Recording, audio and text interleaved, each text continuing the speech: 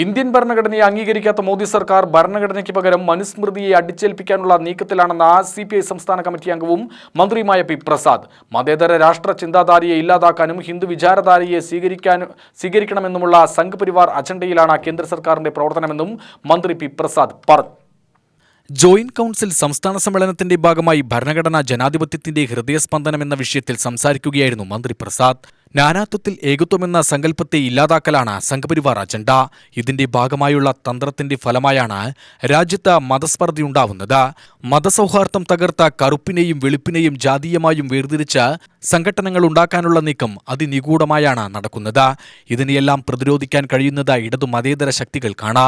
മതേതരത്വം തകരണമെങ്കിൽ ഭരണഘടന മാറ്റിയെഴുതണമെങ്കിൽ ഇടതു മതേതര ശക്തികൾ തകരണം, ഇല്ലാതാവണമെന്ന സംഘപരിവാറിന്റെ തിരിച്ചറിവിനെ തകർക്കുന്നതാവണം മതേതര വിശ്വാസികളുടെ പ്രസ്ഥാനങ്ങളുടെയും ഉത്തരവാദിത്വമെന്നും മന്ത്രി പ്രസാദ് പറഞ്ഞു. എന്റെ അധികാരം എനിക്ക് ആര് സ്ഥാപിച്ചു തന്നതാണ്. അപ്പൊ എനിക്ക് ഈ പദവി ആര് സ്ഥാപിച്ചു തന്നതാണ്.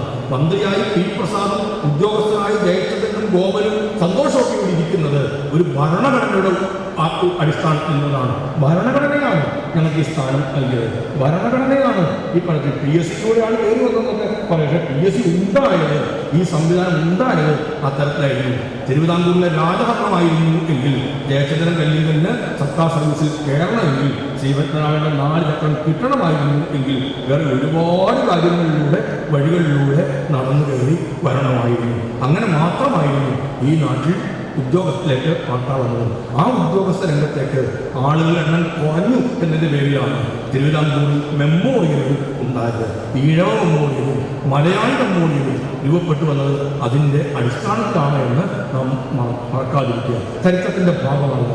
ഇതെല്ലാം നമ്മളിലേക്ക് എത്തിയത് നമ്മൾ പഠിച്ചെഴുതി നമുക്ക് കിട്ടും എന്നത് നമ്മുടെ ഭരണഘടനയുടെ ഭാഗമായി വന്ന ഒരു സംവിധാനം. അതുകൊണ്ട് ജനാധിപത്യത്തിൻ്റെ സംവിധാനത്തിൽ വണങ്ങി വധിക്കുന്ന ആൾക്കാരെ അല്ല വേണ്ടത്, ഇതിനെ കാത്തു പുലർത്തുന്ന സംവിധാനത്തെയാണ് നാം കണ്ടത്. അത് രാഷ്ട്രീയമായ ചോദ്യം കൂടിയാണ്.